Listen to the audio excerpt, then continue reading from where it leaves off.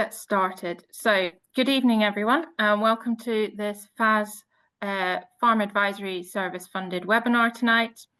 My name's Cara Campbell, and I'll be your host tonight. Tonight, we have got Dr. Annie Williams joining us, and who is a independent mineral advisor for ruminants based down in Shropshire. She has joined us for the last 2 months, covering mineral requirements in finishing lambs, and the last webinar in October was on mineral requirements in house cattle. And tonight is the final webinar in our series, and we are going to be looking at mineral requirements in outwintered cattle. So I will hand on to Annie in a second, but just before I do, please remember that you are able to pop any questions throughout the webinar as Annie is talking into the Q&A section, which you should find at the bottom of your screen.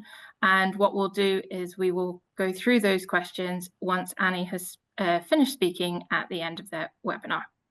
And over to you, Annie. I'm going to cover minerals specifically if we're looking to outwinter cattle. That's going to include whether we're talking grasses. I'll cover a little bit on diverse swards, herbal, leys, and then also thinking about things like outwintering on forage crops, whether that's something like fodder beet, forage kale, and some of the different challenges that we might come up against depending on which of those options that we choose. I'll talk a little bit on going into winter, but also coming out of winter, some of the things that might come up in that process, and also cattle at different stages of production.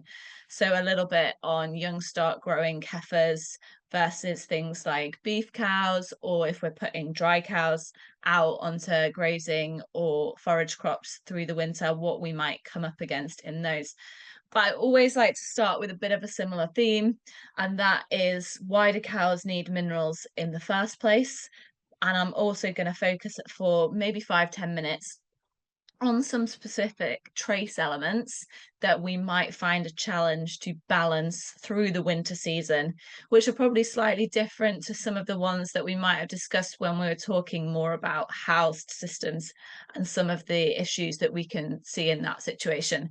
So cows need minerals for most of the functions that they carry out in the body. So nearly everything that the cow does requires a mineral at some stage within that process.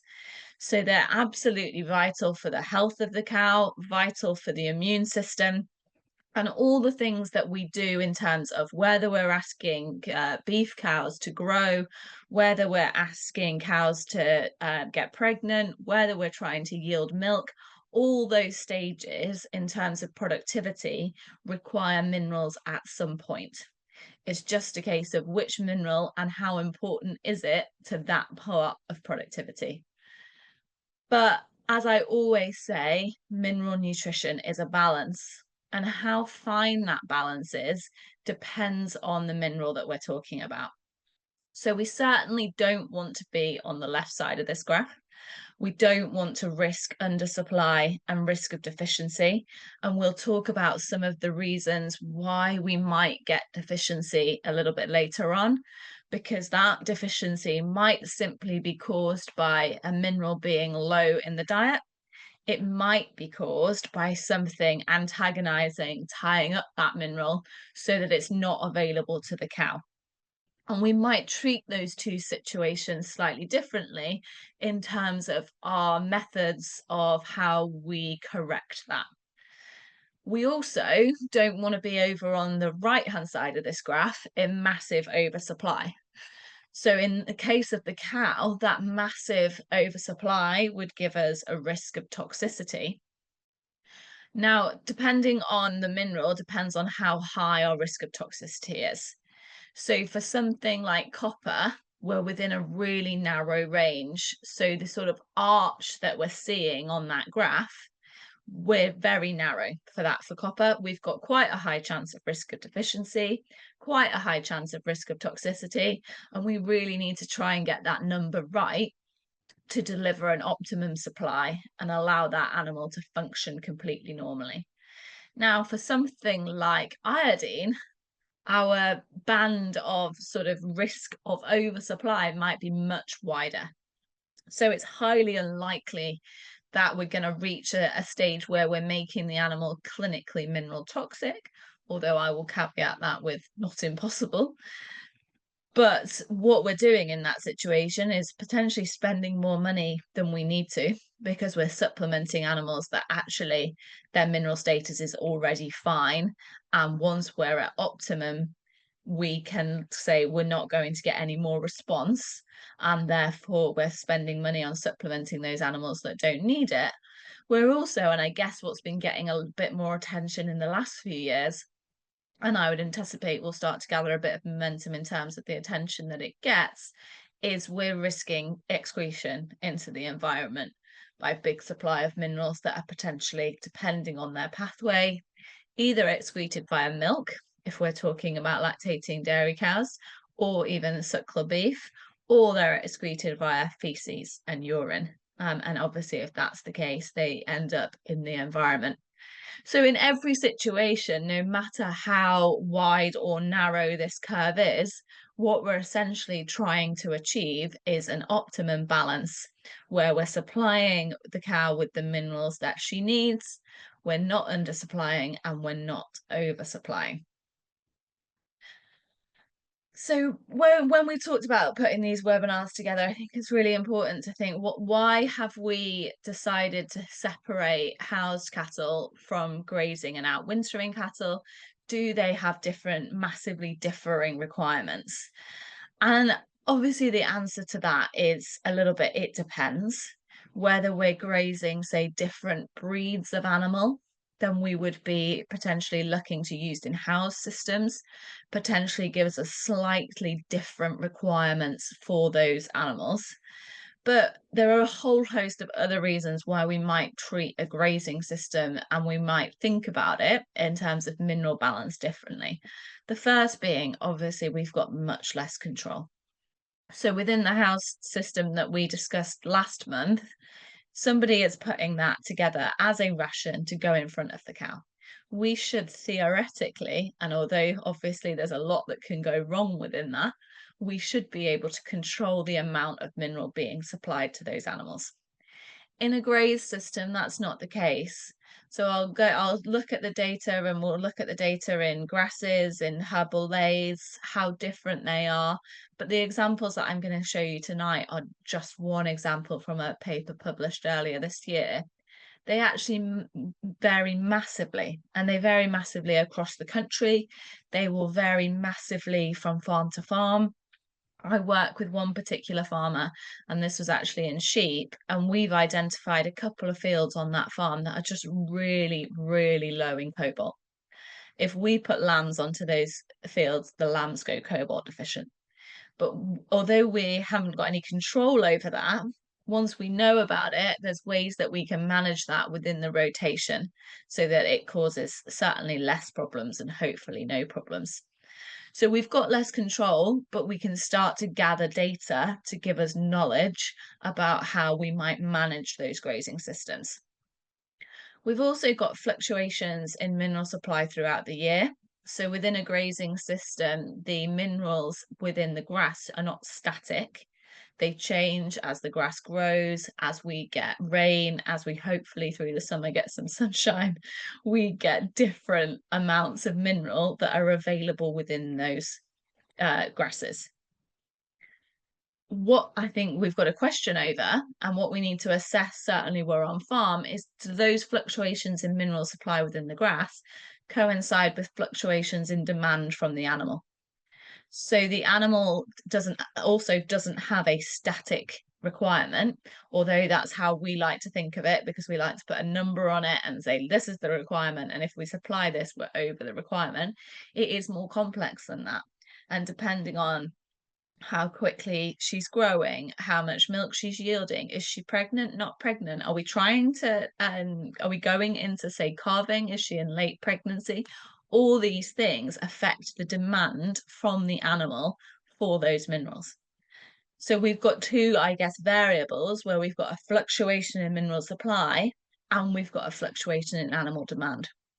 And those two things may not necessarily always go together. The other situation that we face when we're grazing is antagonism in the diet. So antagonism can come from other minerals that block or prevent the absorption of minerals into the cow, or they can come from things, and I'll go into a little bit more about this, things like goitrogens, that are chemical compounds present within the crop that act as antagonists within the animal's bloodstream. So a lot of those antagonists that I'm going to talk about come from soil. And obviously, clearly within a grazing system, particularly if we're going to outwintering forage crops, we've got potential for very, very high levels of soil intake.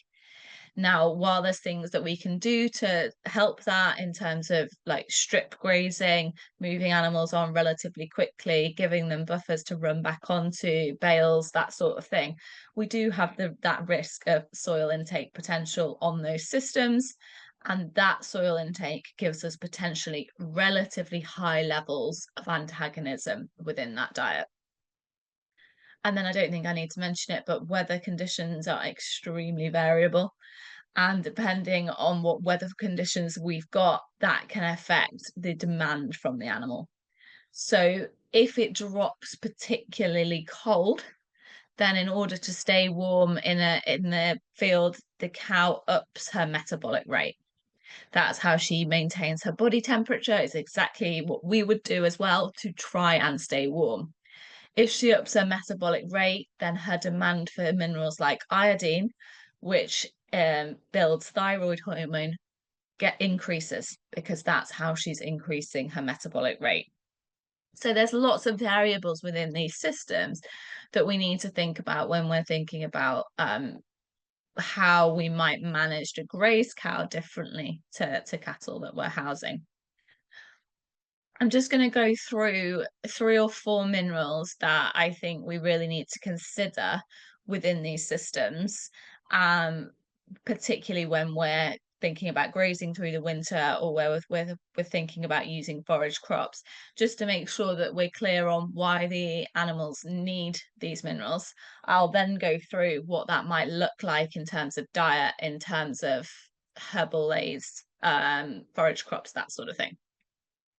So copper's the first one, and I kind of think it's probably ironic me putting copper first, because I spend most of my time talking about people oversupplying copper and that we need to be careful. And that is still true. Within these systems, it is still true, which is why it says in big bold text in red at the top of the slide, use with caution.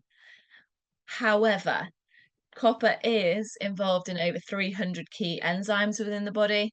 It's absolutely critical for fertility, for growth, and the immune system. And it's also subject to significant antagonism by sulfur, molybdenum, and iron.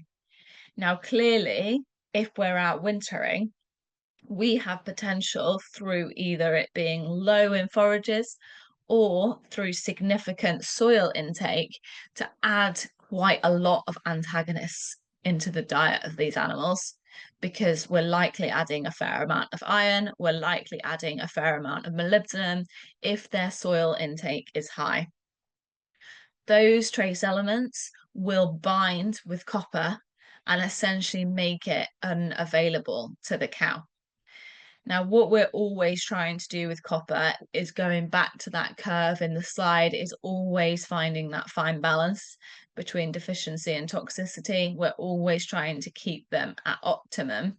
So it's just something that we need to be aware of within that grazing system, that particularly if we're putting animals out and then we're trying to breed those animals, that we must get their copper status balanced to be successful in that. Now, the reason that copper can be trickier than others is because copper accumulates in the liver. So that means we can build it over time. Now, the reason that I've got a picture of a calf on this slide is because I really think we need to think of copper over the lifetime of the animal. So particularly, for example, if we're having calves from dairy cows, whether those calves are intending to go back into the herd as replacements or whether we're rearing them for beef, they've come from a dairy cow, and we know in this country that a lot of dairy cows are over supplemented with copper. Therefore, potentially this calf is born with a higher copper status than we would like. The opposite might be true in beef. Probably haven't got as much data on that, but we certainly suspect that beef cows would be calves born from beef cows should be of a lower copper status than those born from dairy. Obviously, that's a massively sweeping generalization, and it depends on the farm, but they would be the two sort of balances that I would generally see.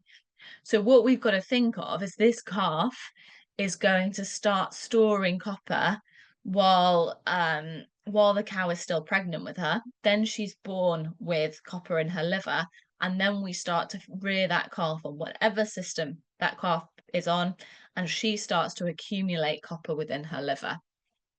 Now, if we then say in her first winter decide to outwinter her, then how susceptible she is in terms of whether we need to supply copper in that period depends on how much copper she's accumulated within her liver, how much she's got available, and the balance of copper and antagonism in the diet going forward. So it can be quite complex to work out whether we should supplement or not. I would say, if in any doubt, what we don't want to do is tip them into toxicity, and therefore we should test before supplementation. But I totally appreciate that that is not absolutely practical on every farm, because the ideal test before supplementation would be to test livers. And in some situations, we just can't do that. But what I would really encourage is for people to think about copper balance through the animal's lifetime, and make sure that we're thinking that what we do to them as young stock potentially affects them 3 or 4 years later if we don't get that balance right. So the one of the other trace elements that I just wanted to mention and put a focus on in terms of thinking about animals that are out wintering is iodine.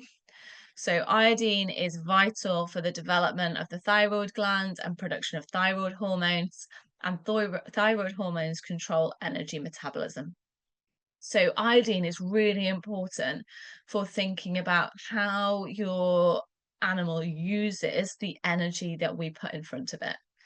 So we quite often think about transitioning cattle onto something like fodder beet at this time of year. Fodder beet is a great energy and protein source. Clearly, we understand that we have to get the transition right onto that sort of crop. But if we do, then it can be really successful in providing a lot of energy to those cows over winter. Now, in order for them to access all the energy that's available within that crop, we need their thyroid status to be good, and therefore we need them to have been supplied with enough iodine in order to do that. One of the challenges that we have there is brassica crops containing goitrogens, goitrogens being an iodine antagonist, and therefore having to supplement those animals with iodine through the winter if that's the system that we're using. The last trace element that I'm going to mention in detail in terms of potentially watching out for within these systems is selenium. So selenium is vital for growth. It improves muscle development. It's really important in correct liver function. And the liver is really important for our cow performing optimally, being able to remove toxins from the body, being able to be as efficient as possible is all part of that correct liver function. Selenium has a really strong antioxidant function within the body, and it kind of partners with vitamin E on that. So important that we get the balance between those two things right. It's important for the immune system, and it's also really important for fertility.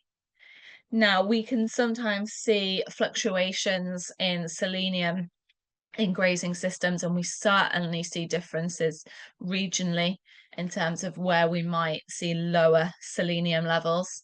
So just something to watch out for in grazing systems, that the animals are getting enough selenium to meet their requirement, because selenium has quite a knock-on effect if we don't get all these things right. Selenium and iodine are also slightly interlinked in terms of their role within that thyroid hormone. So sometimes we will get what we think is a issue with iodine, which is actually caused by an issue with low selenium.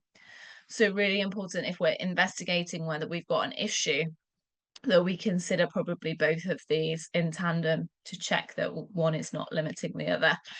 And with selenium, that we're checking also our vitamin E status. So I'm going to go in to talk about minerals specifically in either grass or herbal ley systems, and then I'll come on to some of those forage crops in a couple of slides. So this is just an example. This is actually some data out of Chagust in Ireland, published a couple of years ago now, that just shows you the fluctuations in mineral supply. So shows you what we might expect to see in a season. And I will caveat this with they just did this for one season. So is this representative of each year? We don't really know. What it's showing us is that we are seeing fluctuations, and perhaps we're seeing fluctuations probably at the time that we would expect them. So where we've got April, May, June, perhaps we've got more rapidly growing grass in those months, and therefore we're certainly seeing a dip in iodine and cobalt, and probably a dip within those months in selenium as well, which is probably what we would expect. But what I just wanted to highlight with on this slide is we do see seasonal fluctuation, and that probably will depend a little bit where in the country you are, what the grass growth is like, what the grass curve is like that year, will all affect our mineral supply within those systems. This graph that is on here, like I say, from Chagust, it is showing you an average of lowland farms that they looked at in terms of sampling throughout those months. And simultaneously, we have this fluctuation in animal demand. So this is literally a sort of wheel, circle, whatever we want to call it, of different things that I could think of that might affect an animal's demand for mineral. And it is certainly not like extensive. There's probably many other things that are going to affect whether a cow needs more or less mineral. So age massively affects. We know that a calf doesn't have the same mineral demand as a 2-year-old cow. Clearly that they are different, and that's because it depends on what we're asking of that animal at the time. Calves we're asking them maybe to start ruminating, we're asking them to grow, we're asking them to produce an immune system, all that sort of thing, which is going to affect their demand compared to a dairy cow or a suckler beef cow stood in the field that is perhaps doing something different. So age has a massive effect. Mineral status might sound like a strange one, but if we're thinking, let's say we're thinking about turning animals out in October onto a pasture, the demand that those animals have from that pasture slightly depends on what their mineral status is when they're turned out onto that pasture. If they're already of a relatively high mineral status, their demand will be lower because what we're asking them to do is maintain. We're not asking for any sort of net gain in that situation. If we're putting animals out and they actually have a couple of minerals that are below optimum in terms of their status, then effectively their demand is higher, because in that situation we're asking them to lift their mineral status, which is what the body will naturally do because it's naturally trying to optimize the system. So effectively we've changed the demand that those animals have. Milk yield, growth rate, probably both fit in the same category of depending on how much milk we're asking that animal to yield, depending on how fast, how many, what the live weight gain is we're asking of those cows, has an effect on how much mineral they demand. Clearly, the harder we push them, lactation, growth all have their own mineral requirement, and therefore over and above maintenance affect that animal's demand for mineral. the same as pregnancy. So when an animal is pregnant, some of the mineral that we provide her with, she partitions and delivers to the calf. So we need to make sure that she's of optimum mineral status so that she's able to partition that mineral over to the calf. So when the calf is born, it's also born of optimum mineral status. So pregnancy has a really big effect on what the demand is for those animals. Immune status could work either way. So immune status, we could say the immune system has a mineral requirement. We could also say if that animal is the immunity is challenged, then that mineral requirement alters to try and face that challenge. Weather, I've already discussed, so primarily thinking about when it drops cold. We might also, obviously it sounds a bit strange at this time of year, but we might also consider the mineral requirement of animals, things like heat stress. And then interactions. So interactions could cover all of those things interacting with each other to change what the demand is from those animals. So what about diverse swards, herbal leys?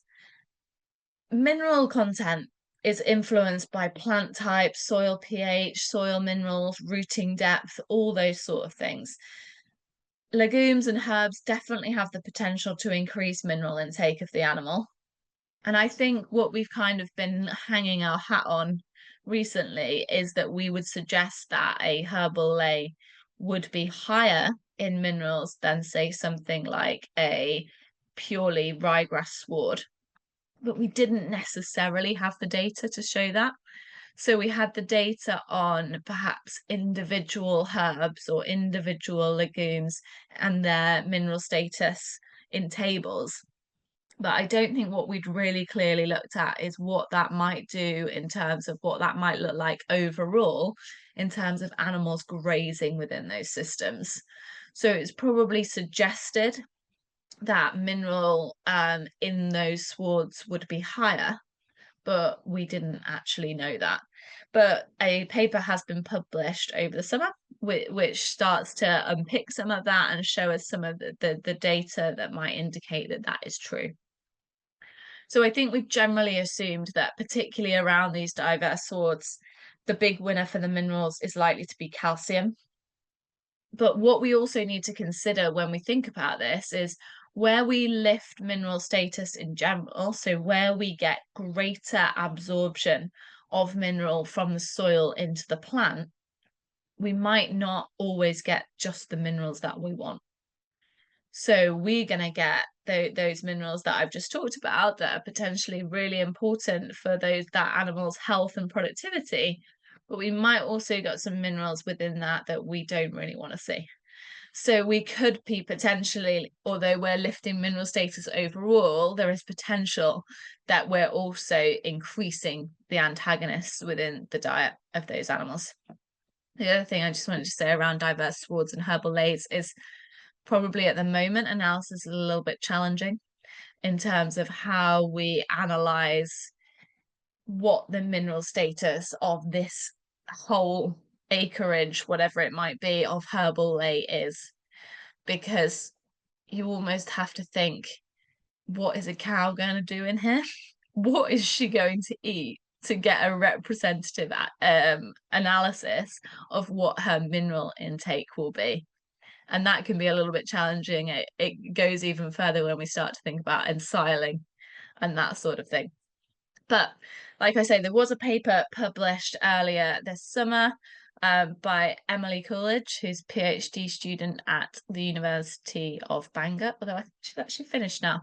But this is a paper that they published basically showing what the mineral is in a grass clover mix and what the mineral was within a herbal ley.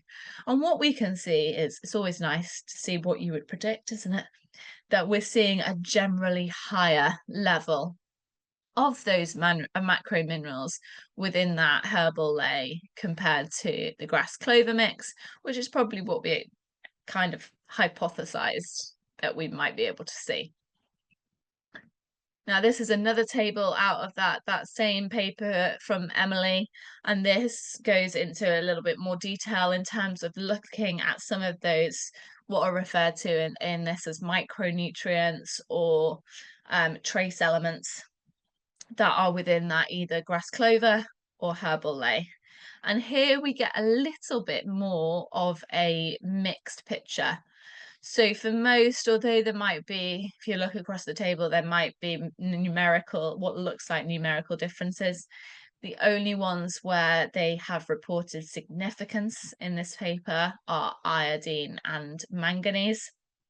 So iodine looking like it is higher within the herbal ley, and manganese looking like it's different between autumn and spring in terms of grass clover herbal ley. So maybe not as clear a picture as we're looking to see if I just go back to these other minerals where we're seeing clear differences in terms of grass clover and herbal.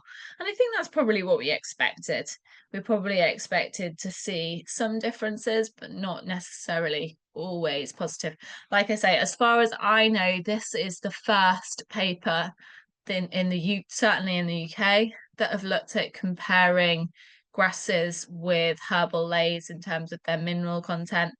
I've referenced the paper in here so you can go and look at it, because they did look at this also in a little more detail than I've just gone over with, but it was in relation to looking at its effect on spring lambs rather than cattle that we're talking about today. But I think it's the first paper trying to identify and tease out those differences in what we might expect to see within those different swards. So I couldn't talk about keeping cattle outside on grasses without just mentioning magnesium. So magnesium is about 60 to 70% present in the skeleton of cows, and its primary role is as a catalyst for many enzymes. So think of it as lubricating the processes within the body that the cow is constantly trying to do. So going back to what I said in that introduction, minerals are so important for most of the body's processes. It's just identifying which mineral it is that might give us an indication of what we might do about it. So we talked a little bit in the last webinar about magnesium and increasing it in dry cow diets to help mobilize calcium. What we need to think about if we're grazing cattle is staggers. So staggers happens when the magnesium in the blood falls rapidly because the dietary intake of magnesium is low. Just something that we need to be aware of, because even if we're thinking, and I know we're in November now, we're not even thinking about the spring, but it'll come round. And what we want to really avoid is that gap. We really want to avoid with magnesium the gap between what the animal requires and what the diet supplies. So especially important when that grass gets going, when it gets growing, that we think about whether we're supplying enough magnesium into the diet of those animals. Because if it goes untreated, then we have a mortality of around 30%, which is obviously fairly devastating in terms of numbers for something that can be easily avoided as long as we get ahead of it. So what about if we're thinking about forage crops? I mean, as Cara said, I'm in Shropshire. There are plenty of forage crops going around me at the moment. Lots of people looking at forage crops with bale grazing and that sort of thing in order to keep cattle outside over the winter. So our big things with forage crops, so we're thinking fodder beet, sugar beet, forage rape, forage kale, anything like that.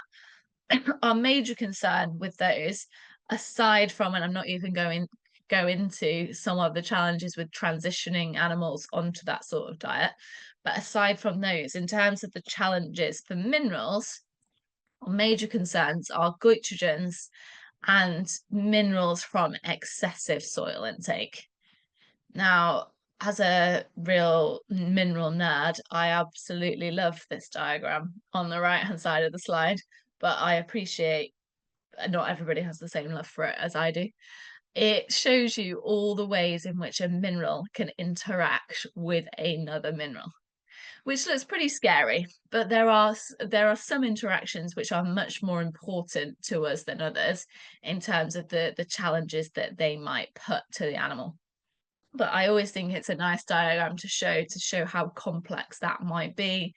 So it's not only showing you interaction that's happening within the cow, but it's also showing you interaction potentially within soils, within plants, to show the complex dynamic of getting mineral balance right within our cattle. So goitrogens, let's just talk about goitrogens for a minute. So goitrogens are compounds that interfere with the normal function of the thyroid, blocking iodine uptake or interfering with thyroid hormone function. So essentially, they are naturally occurring compounds within these brassica crops that are going to affect that animal's ability to use iodine and get iodine into the thyroid. If iodine doesn't get into the thyroid, it can't do its job in terms of controlling metabolic rate.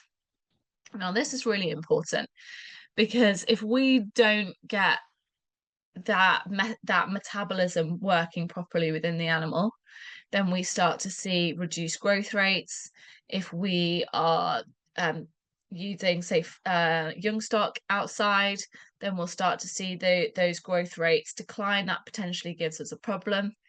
If the animal is pregnant and we're putting her on these sorts of diets as a pregnant cow, then she needs to send some of that iodine to her calf. If she's short of iodine herself because there's goitrogens antagonizing that iodine within the diet, she is unable to pass on as much iodine as she needs to the calf, and we get major issues at calving. And I'm talking major issues. You will get dead calves in that situation because they're either born floppy, weak, they won't get going, or they're stillborn. So we really absolutely need to avoid that situation. And the way that we avoid it is by supplementing with iodine.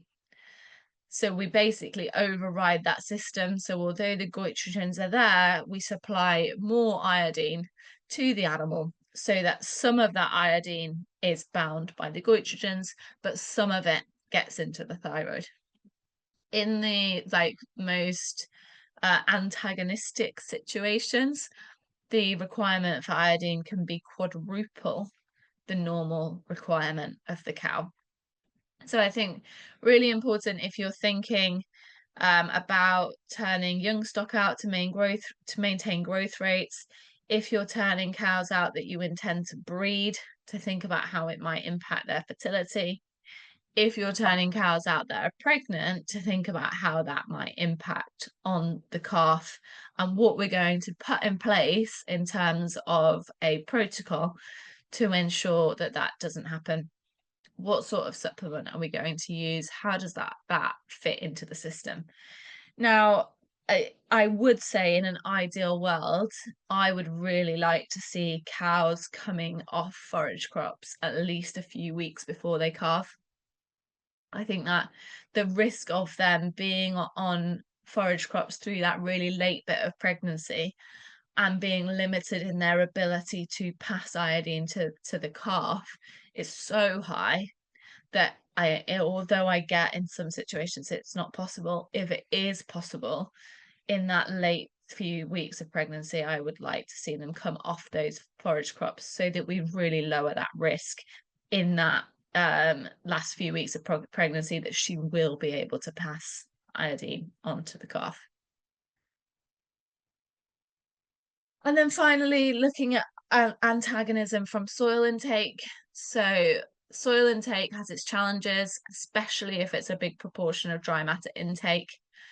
Minerals in soil are often unavailable. So although we think, oh, well, it should be all right because the cow should be able to get some good minerals from the soil, as well as some of those antagonists that we're talking about.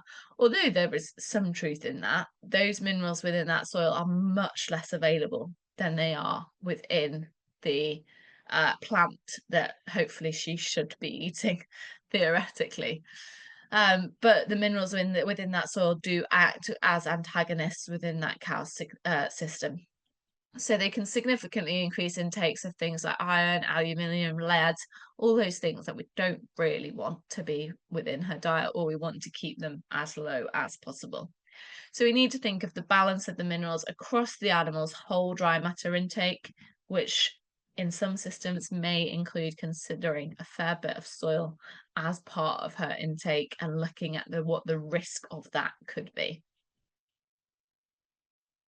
So this is just my last slide, just to think of a few supplementation options, and clearly depending on what system that you're running massively affects what supplement you have available to you. So although I think there's some supplements within this list that are more effective than others, what you have to think of first is what suits my system. What am I practically able to do on my farm to supplement these cattle depending on the risks that I've just gone through? And also to consider critical points within the production cycle. So there are clearly points within the production cycle, whether that's breeding, whether we're coming up to calving, whether we're reaching peak lactation, things like that, that are more critical in terms of our production, profitability, efficiency within our system. Now, certainly at those critical points, we want to ensure that mineral status is absolutely optimum, because otherwise we risk potentially having problems within those critical points. So I think thinking about what suits your system and what do we consider critical within that production cycle helps to inform us and think about what is the appropriate supplementation on this farm. Now, I'll caveat that with some farms do not need to supplement. There may be some systems and some that we're running where we've actually worked it out and we are getting enough mineral into those cows without supplementation. That is absolutely possible. I see it happen.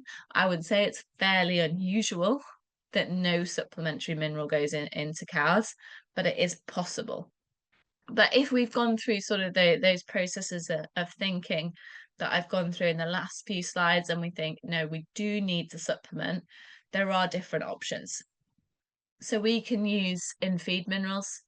So we can look at supplying some sort of compound feed to the cattle, whether that be out grazing, if they're milking, if they're coming into a parlour. Obviously, there's the option to use cake in that situation, or some sort of bracketed bucket feed in that situation we could use to supplement those minerals.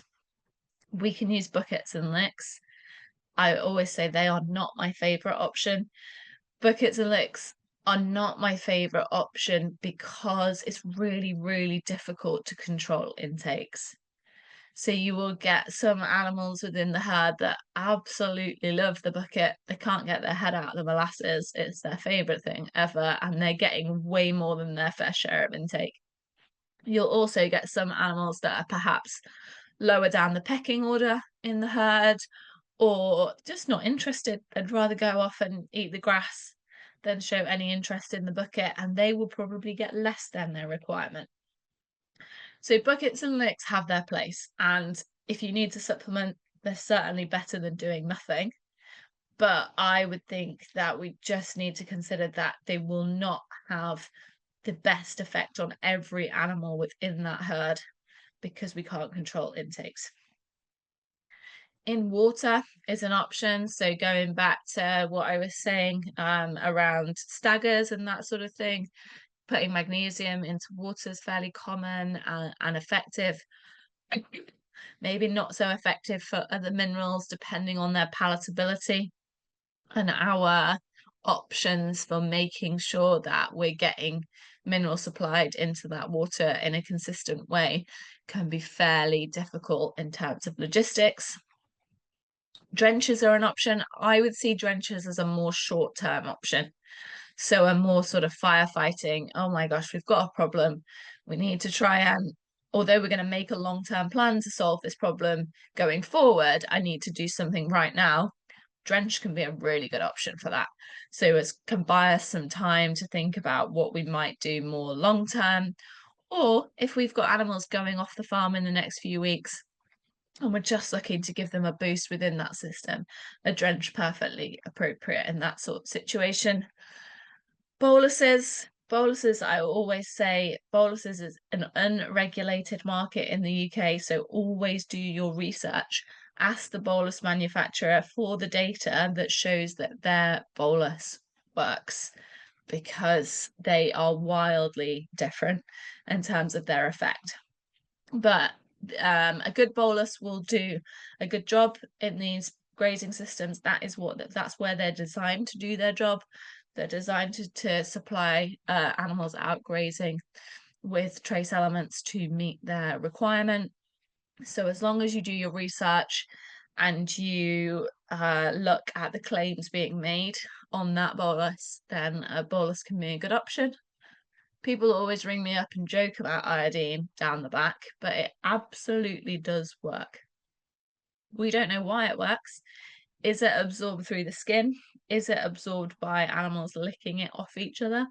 No one really seems to know, but an iodine down the back is a perfectly effective way of supplying iodine if you can be bothered to do it, because you need to do it fairly regularly, particularly for animals that are out in the rain, where clearly it getting washed off is high risk. The other thing right on the bottom of the list is injectables. So injectables not commonly used within the UK, but if we have tried other methods, if we don't think there's another method that is suitable, they are an option. I would prefer to see other methods used first in terms of looking to balance our mineral status. But if we have to, there are injectables available on the market. And that is a really quick run through minerals in grazing and outwintering cattle. I've put my details on the bottom of the slide, so social media and an email address, but happy to answer any questions. Brilliant. Thank you very much, Annie. Again, another fascinating webinar about those mineral requirements that are that cattle need. Just as a reminder, if you've got any questions for Annie, if you can pop them in the Q&A box, which you should pop up at the bottom of your screen, and I will ask them to Annie over the next 10 minutes. Okay, so just a question from me. So you did mention very briefly about a mineral audit. So if you were going out onto a farm that is outwintering their cattle, what sort of thing would you be looking at and what would you be testing?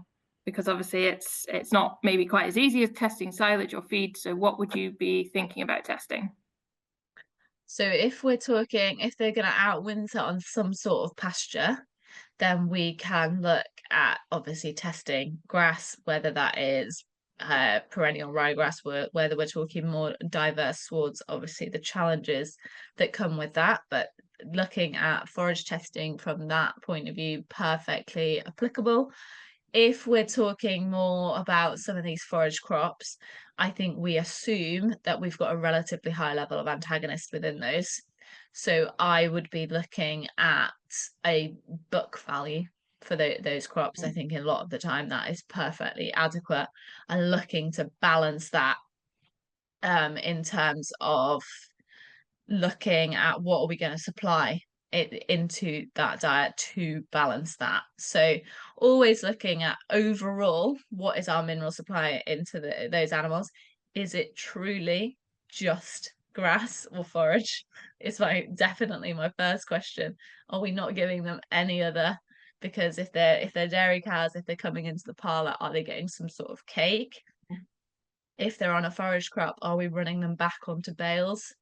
Things like that, truly understanding what is the overall intake of these animals, and therefore what can we look to do to balance it. But yeah, always starting with what is the animal's intake of mineral likely to be, because we can never be absolutely sure. We're always estimating, even when we're analysing, we're estimating. Mm-hmm. Yeah, no, exactly. Okay, here's a question. It sounded as if you didn't really like any of the supplement options. What would be your optimum choice? So it probably sounded like I didn't like any of them because the optimum choice depends on the system. Yeah. So what I can't do on a webinar like this is say the best choice for you is always to use a bolus, because I guarantee you are some farmers on this that absolutely hate bolusing cattle for starters. And I definitely would be amongst those. It's the worst job in the world. But it depends on the system that you're running, what the best choice for you is.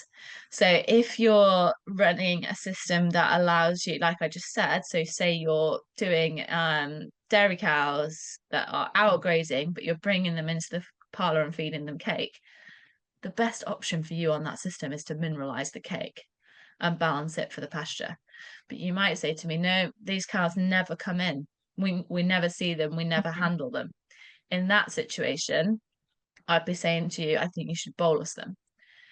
You might then tell me I hate boluses. And I would go, okay, so the best that we can do in that situation, if you really don't want to bolus them, would be to use a bucket or a lick, with all those caveats that I have around using that form of supplementation. So while it might sound like I don't like any of them, I would always say we should look whether we need to supplement, and then we should find the supplement that is a best fit for that system, which is why it would always be an independent answer rather than a blasé, this is what you should always do. Okay, brilliant. Following on from that, so if you, for an example, if you were bale grazing with the forage crop and these heifers were outside for that and never came in during that period, what supplement would you be thinking about, particularly for that iodine? Yeah.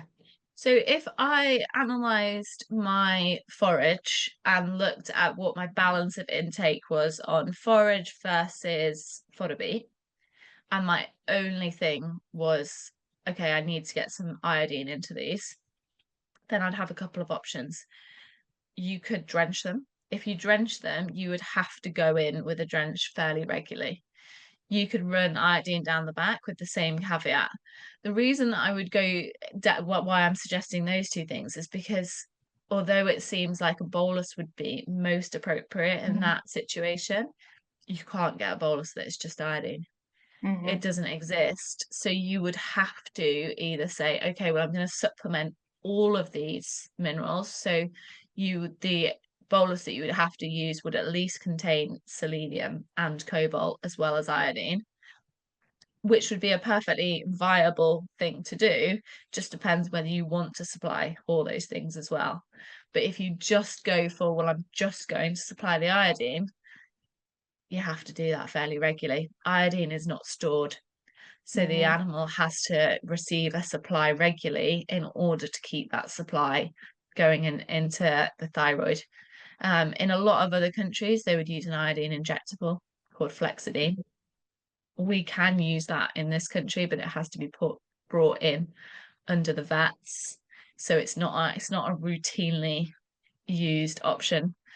Really difficult in terms of long-term supply to supply iodine on its own. Of course, it's perfectly possible that when we do our forage analysis, iodine's not the only limiting mineral, and we go, okay, well, we've got a selenium issue here as well, so let's bolus.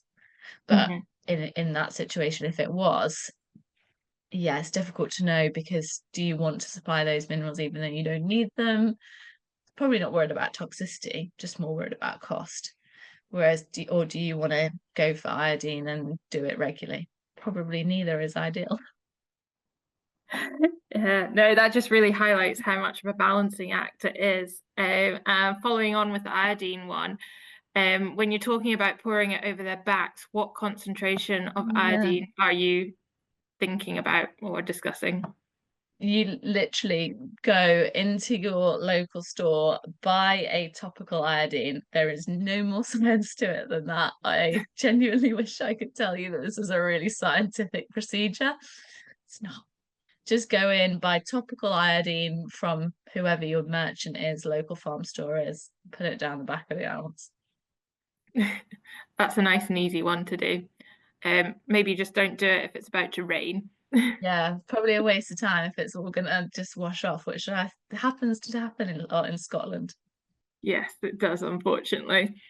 Is there any benefit to cows that are grazing on seaweed that's maybe been blown up during storms or has been put on as a fertilizer onto the land? Think I can't actually answer that absolutely off the top of my head. I think probably likely yes.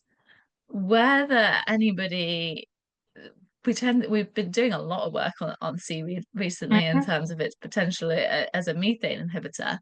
And I think it's been discussed over the years in terms of its potential for delivering minerals into cow diets. In that situation, do I know the answer? I would not like to absolutely bet on saying yes or no to that. I'll come back to you. I'll do some research and let you know.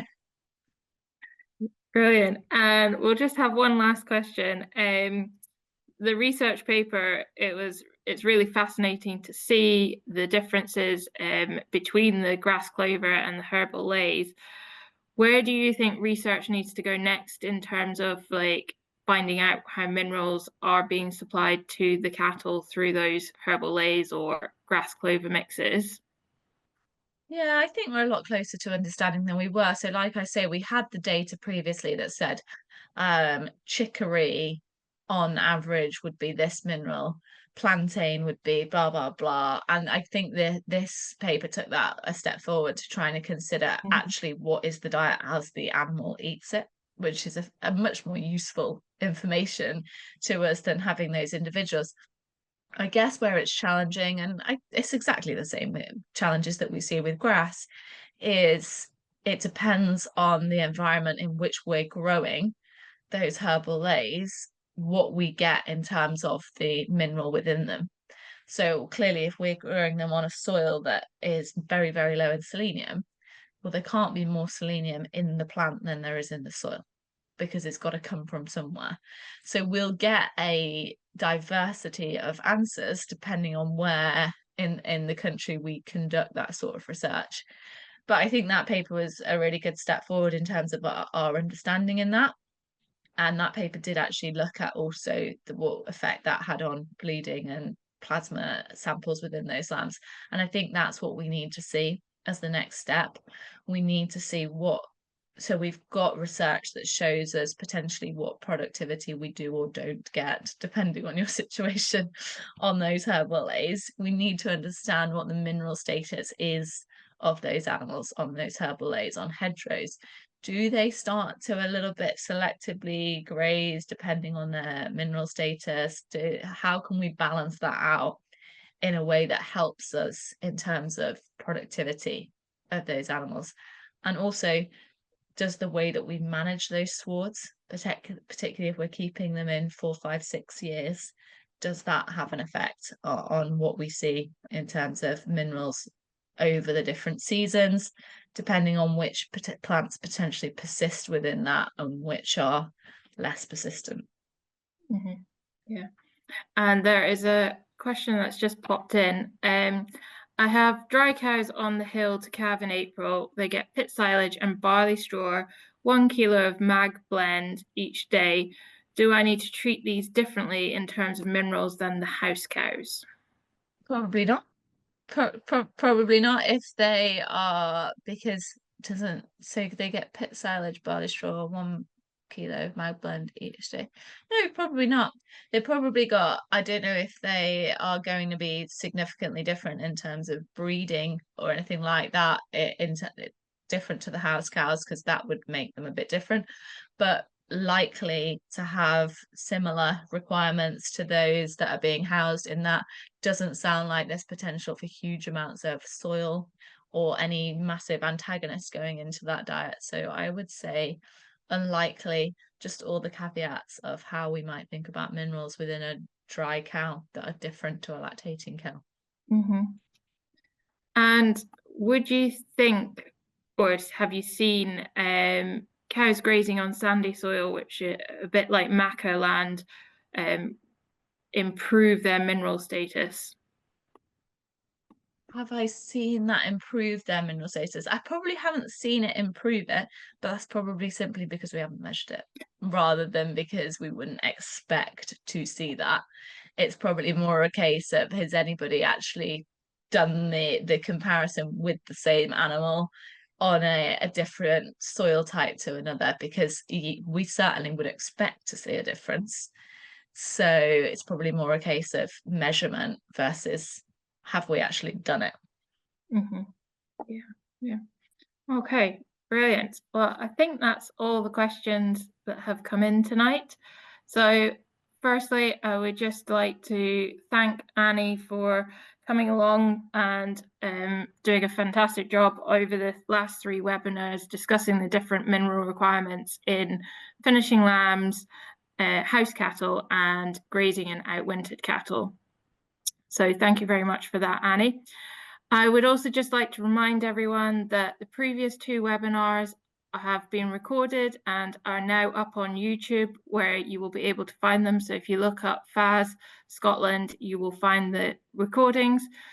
This webinar will also be going up in the next few days. So if there's anything that you want to come back in and re-listen to what Annie has been talking about, then you will be able to do that in a few days' time.